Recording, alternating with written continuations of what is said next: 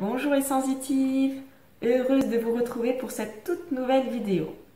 Pour celles qui ne me connaissent pas encore, je me prénomme Christine, je suis entrepreneur en développement personnel et professionnel et je suis aussi femme hypersensible. Et il y a quelques mois, j'ai appris que j'étais plutôt dans la catégorie des ultra sensibles. C'est un nouveau terme que je ne connaissais pas avant. Je ne peux pas vous dire à quelle date il est apparu et quand est-ce qu'il s'est répandu sur les sphères du net. C'est pour ça que je vais vous parler aujourd'hui des 3 termes qui définissent la sensibilité chez les personnes qui sont dites plus sensibles que la norme. Il y a la haute sensibilité, l'hypersensibilité et l'ultrasensibilité. Quelle est leur différence? Alors on va voir avant qu'est-ce que la sensibilité. Selon le Larousse, elle est définie comme une aptitude d'un organisme à réagir à des excitations externes ou internes, ou c'est une aptitude à s'émouvoir, à éprouver des sentiments d'humanité, de compassion ou de tendresse pour autrui. En gros, la sensibilité, elle est positive. Ça fait de nous des humains, des personnes agréables à vivre. D'ailleurs, une personne qui est dite insensible, elle sera plutôt perçue comme désagréable et on n'a pas trop envie de la côtoyer. Notre société, elle a aussi défini une certaine norme dans la sensibilité. Alors je dis bien notre société, car à une certaine époque, par exemple au XVIIe ou au XVIIIe siècle, la sensibilité a été perçue comme vraiment noble et vraiment valorisée. Un homme pouvait pleurer en public, c'était pas un problème.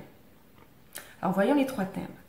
Déjà, une personne hautement sensible ou dite PHS. C'est le terme qui englobe les hypersensibles et les ultrasensibles. Pour l'hypersensibilité, ce sont des personnes hautement sensibles qui vont plutôt voir leur sensibilité comme une souffrance, qui est différente de l'ultrasensibilité, qui sont des personnes hautement sensibles qui vont voir leur sensibilité comme une force et en toute occasion. Et ils vont parler de leur sensibilité vraiment très facilement. On leur ajoute aussi une grande empathie, de l'intuition et un grand besoin de créer. Alors moi, j'aime pas trop catégoriser les personnes. C'est pour ça que j'aime bien le terme hautement sensible, qui me paraît plus large. J'ai l'impression que ça donne plus de liberté.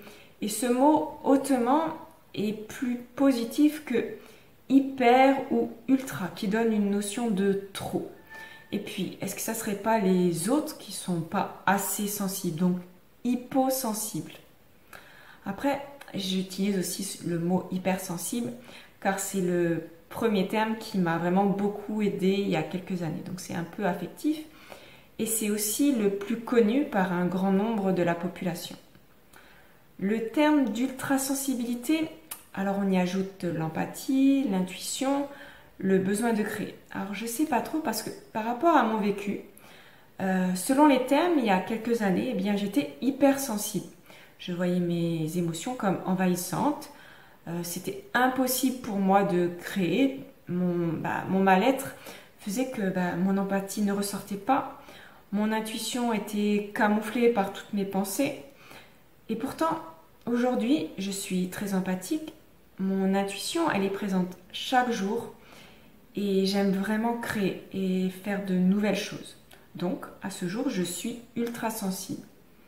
Alors, est-ce que l'hypersensible n'est pas un ultrasensible caché ou l'ultrasensible un hypersensible qui s'est libéré de ses chaînes émotionnelles? Je vous pose la question. Qu'en pensez-vous? Moi, j'en sais rien. Dites-moi. Partagez-moi en commentaire vos avis, vos ressentis. Vous pouvez aussi retrouver mon podcast qui reprend le sujet et qui détaille les caractéristiques des personnes hautement sensibles. Donc, je vous mets le lien en dessous de la vidéo. Et je vous souhaite plein de beaux moments agréables aujourd'hui et je vous dis à très vite